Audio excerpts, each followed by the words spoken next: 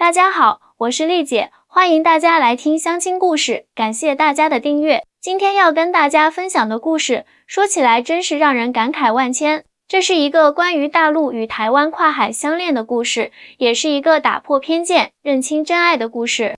这个故事的女主角叫小雨，是北京一家大型企业的千金，父母都是做外贸生意的，家里资产过亿。小雨从小锦衣玉食，留学回国后，在父亲的公司担任高管。而男主角阿正是台湾新竹人，在台湾科技大学毕业后自己创业，经营一家科技公司。虽然公司规模不大，但也小有成就。两个人是怎么认识的呢？那还要从3年前说起。当时小雨随父亲去台湾考察一个合作项目，在一场科技论坛上遇见了作为嘉宾的阿正。阿正的演讲机智、幽默又充满专业性，让小雨眼前一亮。论坛结束后，小雨主动上前搭讪，两人很快就聊得火热，加了联系方式。这个台湾男生跟我以前接触的男生都不一样耶，他好有礼貌，说话又温柔，还特别有自己的想法。小雨回去后对闺蜜这样说道，虽然两人相隔海峡两岸，但是现代通讯这么发达，两人每天视频聊天，感情也是与日俱增。阿正经常会在忙完工作后，抽时间飞去北京见小雨，小雨呢，也会利用休假时间去台湾玩，顺便见阿正。可是呢，恋爱的过程中难免会有一些小摩擦。小雨习惯了大城市的繁华生活，觉得台湾的生活节奏太慢了一点。更重要的是，她觉得台湾的经济条件比不上大陆1线城市。阿正，你们这边的百货公司怎么这么小呀？连我们北京3环外的商场都比不上。每次去台湾，小雨都会不自觉地拿台湾和北京比较。阿正总是笑笑说，台湾的美在于精致，不在于大。我们虽然地方小，但是生活品质不差哦。两人交往2年后，阿正向小雨求婚了。他特地飞到北京，在小雨最喜欢的餐厅里单膝跪地，拿出一枚不算太大但设计精美的钻戒。小雨当然是欣然接受啦。可是当小雨把这个消息告诉父母时，父母的反应却不如预期那般喜悦。台湾那边不是很穷吗？你嫁过去会吃苦的。小雨妈妈担忧地说，是啊，我听说台湾的年轻人现在都买不起房子，薪水又低，你要考虑清楚啊。爸爸也附和道。家人的话语开始在小雨心里埋下怀疑的种子，加上平时在网上看到一些关于台湾经济不如大陆发达的新闻，小雨渐渐对这段婚姻产生了动摇。事情的转折发生在小雨再次去台湾的时候，这次阿正说要带小雨去见自己的家人，特别是他最疼爱的阿嬷。我阿嬷住在新竹市郊的一个小村子里，环境可能比不上你们北京的大宅子，希望你不要介意。阿正有些忐忑地说。听到这话，小雨心里更加忐忑了。他想象中的阿嬷家应该是那种乡下的矮房子，设施简陋，可能连热水都没有。他甚至在出发前偷偷带了一些干粮，以防万一那边的食物他吃不惯。搭乘高铁从台北到新竹只用了半小时，这一点倒是让小雨有些惊讶。你们台湾的高铁还挺方便的嘛？他不得不承认。从新竹高铁站出来，阿正开着一辆普通的丰田轿车来接他们。车子不算豪华，但很新很干净。小雨心想，果然跟我想的一样，条件一般啊。车子沿着山路行驶了约20分钟，转进一条宽敞的柏油路，两边是整齐的果园和农田，景色宜人。再往里开，小雨惊讶地发现，这里的房子都不小，而且很多都是新建的2层或3层小楼，环境整洁优美。到了，就是前面那栋房子。阿正指着前方一栋带花园的2层小楼说道。小雨有些意外，这房子看起来比他想象中好多了。干净整洁的庭院，栽种着各式花草和蔬菜，房子外观虽不豪华，但很精致，一看就是用心打理的。刚下车，一位面带微笑的老奶奶就迎了出来。阿正，你们终于来了，这就是你常常提起的小雨啊，真漂亮。阿嬷亲切地说道，一点都不像小雨想象中那种保守的老人家。阿嬷好。小雨有些腼腆地问好，别叫阿嬷啦，叫奶奶就好。来来来，进屋坐。阿嬷热情地招呼他们进屋。一进门，小雨就被眼前的景象惊讶到了。屋内装修简约，但很有品味，家具都是实木打造的，客厅里还摆放着不少艺术品，看起来颇有收藏价值。这些都是我阿嬷年轻时收集的，她年轻时是学校老师，退休后就爱好收集艺术品。阿正解释道。哇，奶奶的眼光真好，小雨真心实意的赞叹。阿嬷笑着招呼他们到餐厅去，餐桌上已经摆满了丰盛的菜肴，有传统的台湾小吃如卤肉饭，蚵仔煎，也有精致的家常菜如三杯鸡、炒青菜等，全都色香味俱全，看得小雨直咽口水。都是自己做的，食材大部分是自家花园种的，有机无污染哦。阿嬷自豪地说。小雨尝了一口，立刻被这家常菜的美味征服了。奶奶，您做的菜太好吃了，比很多高级餐厅的还要美味。哎呀，家常菜嘛，只要用心做就会好吃。阿嬷笑的眼睛都眯成一条线了。饭后，阿嬷拿出一本相册，给小雨看阿正小时候的照片。小雨发现阿正从小就特别懂事，学习成绩也很好，是村里第一个考上台湾大学的孩子。阿正这孩子从小就很聪明，也很孝顺。他爸爸早年去世后，他就成了家里的顶梁柱，一边读书一边帮我。阿嬷眼里满是骄傲和疼爱。听着阿嬷的话，小雨感受到了一种前所未有的温暖。这种家庭的温馨氛围是他在北京大宅里从未体会过的。晚饭后，阿正带小雨在村子里散步。夕阳西下，整个村子沐浴在金色的阳光里，美得像一幅画。你们这里环境真好，空气这么清新，到处都是花草树木。小雨由衷的感叹。是啊，台湾最值得骄傲的就是这种生活环境和生活品质。虽然我们的房子可能没有北京的大，商场可能没有北京的豪华，但我们的生活是健康、环保、有人情味的。阿正认真地说。走着走着，他们路过一栋正在建设中的别墅，看那栋房子，那是隔壁陈伯伯的儿子正在建的新家。他在台北科学园区工作，收入很不错。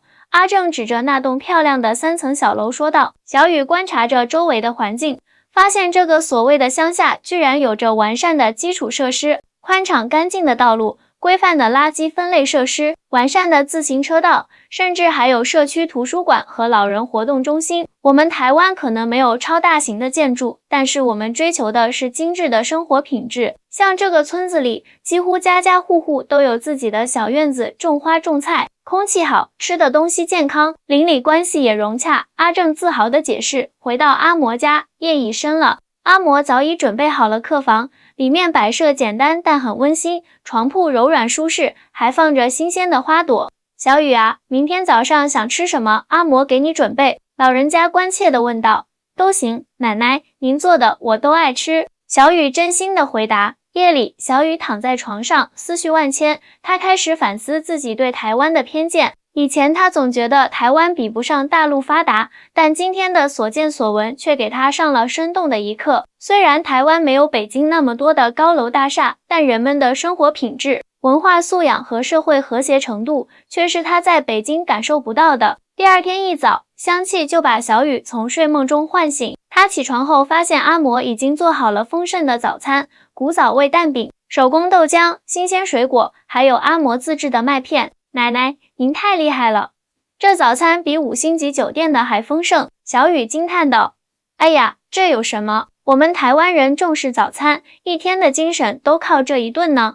阿嬷笑呵呵地说。吃完早餐，阿正说要带小雨去参观一下他的母校和创业的地方。他们先去了阿正的小学和中学，虽然学校不大，但设施齐全，环境优美。校园里还展示着许多学生的艺术作品和科技创新项目。我们台湾的教育很重视培养孩子的创造力和实践能力，不只是死记硬背。阿正介绍道。随后，他们去了阿正的公司。公司坐落在新竹科学园区内，虽然规模不算特别大，但环境优雅，员工都面带笑容，工作氛围轻松而高效。我们公司专注于研发环保科技产品，虽然不像大型企业那样规模庞大，但我们的产品销往世界各地，深受好评。去年我们还获得了台湾科技创新奖呢。阿正骄傲地向小雨介绍。小雨参观过程中，发现阿正的员工都很尊敬他，公司文化也很人性化，处处体现着对员工的关怀。休息区有免费的健康饮品和点心，办公室采光好，还有绿植点缀，工作环境让小雨都有些羡慕。中午，他们在园区的一家简餐厅吃饭，虽然不是什么高档餐厅，但食物做得精致健康，价格也很实惠。我们台湾人很注重吃，但不一定要吃很贵的，而是要吃得健康，吃得有品质。阿正说，下午，阿正带小雨参观了新竹市区。小雨惊讶地发现，这座不大的城市竟然有着丰富的文化生活，艺术馆、图书馆、文创园区，还有各种小而精致的咖啡馆和特色店铺。台湾虽小，但文化氛围很浓厚，我们注重生活的美学和精神层面的满足。阿正解释道，逛完市区，他们回到阿嬷家时已经是傍晚了。阿嬷正在和邻居们一起在社区小广场跳广场舞，看到他们回来，热情地招呼他们过去。小雨被村民们的热情感染，也加入了跳舞的队伍。虽然动作不太熟练，但气氛非常欢乐。跳完舞，邻居们还主动邀请他去他们家做客，分享自家种的水果和自制的小点心。台湾人真的好热情啊！这种邻里关系在北京的高档小区几乎是不存在的。小雨感慨道，晚上阿嬷准备了一桌丰盛的晚餐，还邀请了几位村里的长辈一起来吃饭。席间，这些长辈们都亲切地询问小雨的情况，并分享着自己子女在大陆工作的经历，气氛温馨融洽。小雨啊，你和阿正什么时候结婚啊？结婚了就住台湾吧，我们这里环境好，生活悠闲，以后养孩子也方便。一位婶婶热情地说道。小雨不好意思地笑了笑，却没有立即回答。他的心里此时已经产生了极大的动摇。这2天的经历彻底改变了他对台湾的印象。他发现台湾虽然在经济总量上不如大陆发达城市，但在生活品质、社会和谐、文化氛围等方面却有着独特的魅力。特别是那种人与人之间的温情和互助精神，是他在北京的高档社区里从未感受过的。吃完晚饭，阿正带小雨在院子里赏月，夜空中繁星点点，月光如水般洒落。阿正，如果我们结婚，真的会住在台湾吗？小雨轻声问道。如果你愿意的话，当然，我知道你在北京有自己的事业和生活，如果你想继续在那边发展，我也可以考虑搬过去。阿正体贴地说，我开始觉得台湾的生活也很美好。这里虽然没有北京那么繁华，但却有一种踏实和安心的感觉。小雨认真地说，每个地方都有自己的优点和不足，重要的是我们在一起，无论在哪里生活，都会努力让彼此幸福。阿正温柔地握住小雨的手，这一刻，小雨感受到了一种前所未有的安定感。他突然意识到，真正的富足不仅仅是物质上的丰裕，更是精神上的满足和心灵上的平静。第3天早上，小雨主动帮阿嬷做早餐，虽然笨手笨脚的，但阿嬷耐心地教他如何做台湾传统早点，葱油饼、米浆、锅贴等。小雨丫头手很巧嘛，一学就会。阿嬷赞赏道，奶奶教得好。小雨也笑着说，这几天她已经习惯性地叫阿嬷为奶奶了。早餐后，阿嬷神秘地对小雨说，丫头，跟我来，我有东西要给你看。阿嬷带着小雨来到了2楼的一个房间，这个房间平时是锁着的。阿嬷打开门，小雨惊讶地发现，房间里陈列着各种精美的古董和艺术品，青花瓷器、木雕、书画，还有一些看起来价值不菲的玉器，这些都是我和阿公一辈子的收藏。我们虽然是普通教师，但每年都会省下一些钱，买1、2件心仪的艺术品。现在这些东西有些已经成了稀罕物呢。阿嬷自豪地说。小雨仔细观察着这些藏品，作为企业高管，他对艺术品投资有一定了解，能看出这些藏品确实价值不菲。奶奶，这些藏品很珍贵啊，您平时就锁在这里吗？不怕被偷吗？小雨好奇地问。这里治安好得很，几10年来从没出过什么大案子。再说了，村里人都互相认识，外人一来，大家就注意到了，哪有机会做坏事？阿嬷笑着说，话语间流露出对居住环境的绝对信任。阿嬷从柜子里拿出一个精致的锦盒，打开来，里面是一对翡翠手镯，色泽温润，品相极佳。这对手镯是我结婚时阿公送我的，现在我想送给你做见面礼。阿嬷温柔地说。啊，这太贵重了，我不能收。小雨连忙摆手，不贵重，不贵重。阿正是我唯一的孙子，你是他选中的人，就是我的孙媳妇，这是我们家的传统，传给下一代的媳妇。你收下吧，让我这个老太婆高兴高兴。阿嬷坚持道。看着阿嬷期待的眼神，小雨最终接受了这份厚礼，心中感动不已。从藏品室出来后，阿嬷又带小雨去了后院。后院种着各种蔬菜水果，还有一个小型的茶园。这是我自己种的茶叶，虽然面积不大，但品质不错。我退休后就喜欢打理这些植物，既锻炼身体，又能吃到健康的食物。阿嬷说着，开始采摘一些新鲜的茶叶。奶奶，您这么大年纪还能这么勤快，真是太厉害了。小雨由衷的赞叹。哎呀，保持忙碌才能长寿吗？我每天种种菜，泡泡茶，跳跳舞，日子过得可充实了。阿嬷笑着说。中午，阿嬷教小雨如何泡台湾高山茶，并分享了很多关于茶文化的知识。小雨这才知道，阿嬷不仅是退休教师，还是当地小有名气的茶艺师。我们台湾人啊，生活可能没有你们大陆那么卷，但是我们很注重生活的品质和内涵。像喝茶这种事，不光是解渴，更是一种修身养性。阿嬷慢条斯理地说。下午，阿正带小雨去拜访了他的几位创业伙伴。这些年轻人都有着不俗的学历背景，有的毕业于台大，有的甚至是从美国麻省理工学院回来的。他们在各自的领域都有独特的专长和见解，交谈中展现出的知识深度和广度让小雨印象深刻。你们台湾的教育水平确实很高啊，小雨感叹道。是啊，我们台湾虽小，但在教育投入上一直不遗余力，特别是科技、医学、设计这些领域，在国际上都有一定的竞争力。阿正的一位创业伙伴说道。晚上回到阿嬷家，小雨帮阿嬷一起准备晚餐。在厨房里，阿嬷突然问道，小雨啊，你对阿正有什么看法？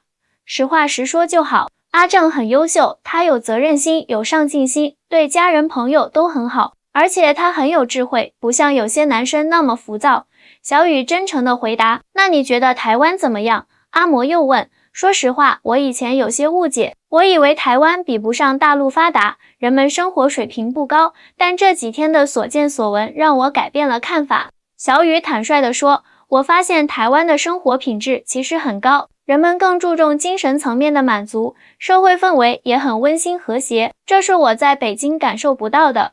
阿嬷满意的点点头，孩子，你很诚实，这很好。其实每个地方都有自己的长处和不足，重要的是你能用自己的眼睛去看，用自己的心去感受。晚饭后，阿正和小雨在院子里散步，夜色如水，微风拂面，远处传来邻居家孩子的欢笑声。阿正，这几天跟你回来，我学到了很多，也改变了很多想法。小雨突然说道。哦，比如说？阿正好奇地问。比如说，我以前总觉得台湾不如大陆发达，觉得嫁到台湾会降低生活水平，但现在我发现物质的丰富并不等同于生活的品质。你们这里虽然没有北京那么多的高楼大厦和豪华商场，但人们的生活却更加健康、舒适、有内涵。还有，我感受到了这里人与人之间的那种真诚和温暖。无论是你阿嬷，还是村里的邻居，甚至是你的创业伙伴，都让我觉得这里的人际关系很单纯，很美好，不像在北京，人与人之间总有一层看不见的隔阂。阿正听完，深情地看着小雨说，其实我一直很担心你会因为台湾的条件不如北京而嫌弃我。我知道你家里条件很好，在北京的生活也很优越，我怕你来了台湾会不适应这里的生活。不会的，我反而很喜欢这里的生活方式。小雨真诚地说，你知道吗？我之前确实动摇过，甚至考虑过退婚，但这几天的经历让我明白，真正的幸福不在于住多大的房子，开多豪华的车，而在于心灵的满足和精神的富足。真的吗？你不后悔嫁到台湾来？阿正有些激动地问。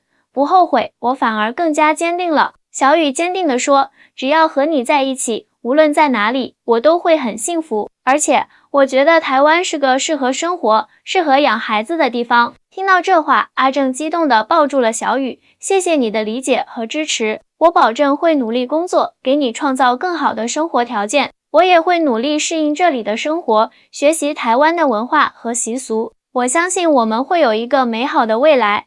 小雨依偎在阿正怀里，幸福地说，就这样，经过这几天的相处，小雨彻底打消了对台湾的偏见，也坚定了要嫁给阿正的决心。她主动向阿嬷表达了想要成为这个家庭一份子的愿望，并承诺会好好照顾阿正，也会像对待自己的亲奶奶一样孝顺阿嬷。阿嬷欣慰地拉着小雨的手说：“孩子，看到你们这么相爱，我这个做奶奶的也就安心了。阿正从小就懂事，我相信他会是个好丈夫。至于你，这几天的表现我都看在眼里，你虽然是大户人家的千金，但并不骄傲，很有礼貌，也愿意学习。我很高兴阿正找到了你这样的好姑娘。”后来，小雨回到北京，把自己的决定告诉了父母。起初，父母还是有些担忧和反对，但小雨耐心地向他们讲述了在台湾的所见所闻，并邀请父母亲自去台湾走一走，看一看。最终，在亲眼见识了台湾的环境和阿正家的情况后，小雨的父母也改变了看法，同意了这门婚事。半年后，阿正和小雨在台湾举行了盛大的婚礼。婚后，他们在新竹市区买了一套舒适的房子，距离阿嬷家不远，方便经常去看望老人家。小雨也在台湾找到了新的工作，负责大陆和台湾企业之间的商务合作，充分发挥了自己的专业优势。这个故事告诉我们，真正的财富不仅仅体现在物质上的丰富，更体现在精神上的满足和心灵上的富足。台湾虽然在经济总量上可能不如大陆一线城市，但在生活品质、社会和谐、文化内涵等方面却有着独特的魅力。而真正的爱情也不应该被物质条件所左右，而应该建立在相互理解、相互尊重和共同成长的基础上。各位听众，你们觉得小雨的选择对吗？欢迎在评论区留言分享你的看法。如果你也有类似的经历或者故事，也欢迎告诉我，别忘了点赞、分享、订阅哦。我是丽姐，我们下期再见。